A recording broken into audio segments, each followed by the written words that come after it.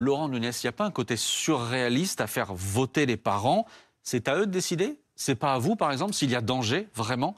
C'est un choix du maire que je respecte, hein. Vous savez, sur Saint-Ouen, on fait énormément de choses en Mmh. matière de lutte contre le trafic de stupéfiants, d'ailleurs avec le concours très actif du maire de Saint-Ouen. Vous Et savez, de la police municipale? et de la police municipale et le maire par les Mmh. actions qu'il mène qui accompagnent les services de l'État. Vous savez, à Saint-Ouen, c'est un secteur prioritaire pour nous en matière de lutte contre le trafic de stupéfiants. Il y avait 7 points de deal, ça a été Mmh. dit sur votre chaîne tout Ouais. au long de la journée en 2020. Il n'y en a plus que 3 aujourd'hui, dont 2 qui sont problématiques, dont celui-ci, Mmh. qui est le point de deal qu'on appelle Aragozola et au sein duquel se situe effectivement cette école maternelle. Donc 4 classes vont déménager dès la rentrée d'avril. Il en a été décidé ainsi. Mais voilà, on mène un travail en profondeur, hein. Donc 7 points de deal Mmh. 7 points de deal, il en reste 3. Le point de deal Michelet qui a disparu, le point de deal de l'avenue du 8 mai 45, le vieux Mmh. Saint-Ouen, Soubise, c'était des points de deal dont on parlait, des points de deal historiques qui ont complètement disparu. Et évidemment, on s'attaque aussi à celui-là, on est en train d'y travailler. Mmh. Il y a une présence policière continue. Ce point Mais de deal pardon, vous actuellement, pouvez garantir, parce que là, le but, c'est de je vais y venir. déménager l'école. Je vais y venir. Le point de deal actuellement, son rythme de fonctionnement, il a été divisé par 3. Les policiers sont tous les jours. Cet après-midi Mmh. encore, un vendeur est interpellé. On me rapporte d'ailleurs que les journalistes ont pu assister à la fin de cette interpellation. Donc on va continuer évidemment Mmh. cette présence qui se couple évidemment avec des investigations judiciaires en profondeur dont je ne peux pas parler, mais qui ont bien lieu. Voilà, pour nous, c'est une Pardon, priorité et juste l'objectif. pour poser les choses, monsieur le préfet, on a certains habitants qui nous disent parfois, on a des dizaines de clients qui font la queue dans la journée. Des dizaines de clients qui sont là pour faire la queue et qui tournent dans le quartier pour arriver sur ce point de deal. Quand vous entendez la ministre de l'Éducation, Elisabeth Borne, qui disait ce matin que jamais l'école ne reculera face à la violence, bah, c'est le cas. En tout cas, les services de police et l'État ne reculent pas. Nous, on ne recule pas face au narcotrafic. On continuera à s'attaquer à ce point de deal, comme on le fait. En ce moment, il y a une présence policière en permanence. Et d'ailleurs, ce qui se passe, c'est que quand les policiers interviennent, il arrive que les dealers jettent effectivement, et c'est exact, c'est ce Mmh. qu'a dit une maman d'élève, jette des produits stupéfiants dans la cour. Oui, c'est vrai, c'est arrivé. Le maire a fait des travaux qui ont permis de rehausser les grilles. Ça n'arrive plus, mais il y a Ouais. eu encore du protoxyde d'azote récemment qui a été jeté. Mais c'est un point de deal qu'on ne va pas lâcher. On ne va pas lâcher le terrain, Mmh. contrairement à ce que j'ai pu entendre tout au long de la journée. D'où mon intervention ce soir. On ne va pas lâcher le terrain. Le ministre d'État, le ministre de l'Intérieur nous le demande. On va continuer à occuper le terrain dans le but, mais maintenant dans un délai extrêmement rapproché, d'éradiquer Mais alors, définitivement ce point de deal, comme on justement, l'a fait pour les 4 autres points de justement, deal de Laurent Saint-Ouen. Nunez, l'idée, c'est de délocaliser pendant un temps cette école et que vous interveniez pour éradiquer complètement. Et vous faites la promesse ce soir aux parents que quand ils Bien sûr. reviendront, Mais il n'y je, aura plus de point de deal? mais je fais cette promesse évidemment, comme nous l'avons fait. Toute l'action qu'on mène sur Saint-Ouen depuis maintenant 2020, hein, on n'a pas vu la lumière il y a Mmh. quelques jours. Depuis 2020, on travaille de manière résolue contre le trafic de stupes.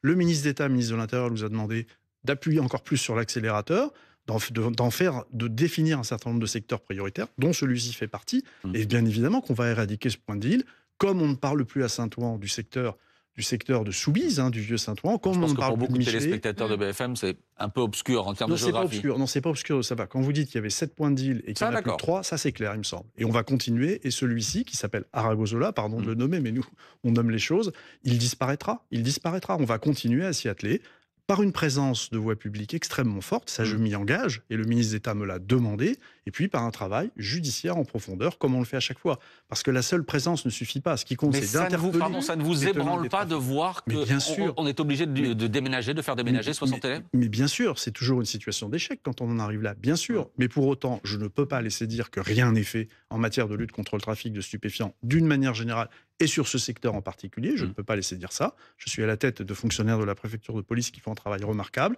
Cet après-midi encore, la brigade territoriale de contact a interpellé un vendeur Mmh. sur ce secteur. Donc je ne peux pas laisser dire que nous ne faisons rien. On va continuer et l'objectif, en tout cas c'est celui que m'a signé le ministre d'État et je le tiendrai, c'est d'éradiquer le trafic sur ce secteur. Laurent Nunez, je voulais vous montrer ceci ce soir. L'affiche du meeting organisé dimanche à Paris par le Rassemblement national après la condamnation de Marine Le Pen. Quel sera le dispositif de sécurité autour de ce meeting? On aura un dispositif de sécurité, comme à chaque fois qu'il y a un rassemblement de voie publique dans Mmh. Paris. C'est pas le seul, hein, c'est pas le seul. Il y a un meeting de J'allais y venir. renaissance. Il y a, je crois comprendre qu'une manifestation va être organisée en réponse. Je n'ai pas encore d'éléments. Il y a j'ai une pas encore de manifestation déclaration. organisée quasiment au même moment, juste avant, Voilà. par des syndicats de gauche, Absolument. auxquels se joignent ce soir la France Insoumise, par exemple. Et on ne Absolument sait pas. pas où elle aura lieu.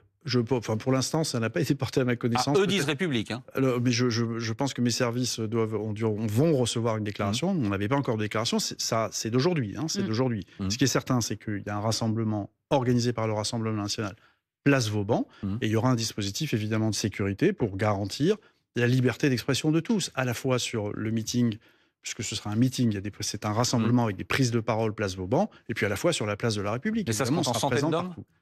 Ça se compte en centaines d'hommes pour sécuriser un événement comme celui-là? Ce jour-là, sur Paris, oui, ça se comptera sans doute en centaines d'hommes pour assurer la sécurité de l'ensemble des rassemblements. Est-ce que vous avez des craintes particulières? Et notamment, j'allais dire que les deux se rencontrent. À ce stade, nous n'avons pas de crainte particulière, mais c'est pas parce qu'on n'a pas de crainte particulière qu'on n'est pas vigilant et déterminé à faire en sorte que tout le monde puisse librement s'exprimer dans Paris dimanche prochain. Vos services de renseignement n'ont pas repéré d'appel particulier, justement, au fait que les deux camps puissent se rencontrer? Non, nous n'avons pas à repérer d'appel qui laisserait à penser qu'un camp pourrait aller perturber la manifestation de l'autre camp. Voilà, clairement, je vous le dis. Maintenant, on va être vigilant dans les 48 heures, 72 heures qui viennent. Et surtout, de toute façon, avoir un dispositif policier qui soit assez important, hein, je vais dire. Mais vous savez, tous les week-ends, on gère des manifestations dans Paris. Hein. Tous les week-ends, on le fait et ça se passe bien. Mais les deux rassemblements seront autorisés? Ah ben bien sûr, bien sûr. Non, mais parfois, il y a des manifestations interdites. Hein. Non, on interdit les manifestations. D'abord, il y a une déclaration. Moi, je ne peux interdire une manifestation que quand j'ai connaissance de risque de trouble à l'ordre public. Très honnêtement, pour ces deux manifestations, pour l'une comme pour l'autre, je n'ai pas de risque de trouble à l'ordre public et donc ces manifestations, évidemment, auront bien lieu. Un mot encore, Laurent Nunez, parce que c'est l'actualité de ce soir. Le procès de plusieurs de vos policiers s'est ouvert ce matin. Des policiers de la Brave M qui avaient été envoyés face à des manifestants anti-réforme des retraites. Ça remonte, hein. Ils sont accusés d'avoir menacé, d'avoir giflé un manifestant. Est-ce que ces policiers-là ont encore leur place dans la police? Bien sûr.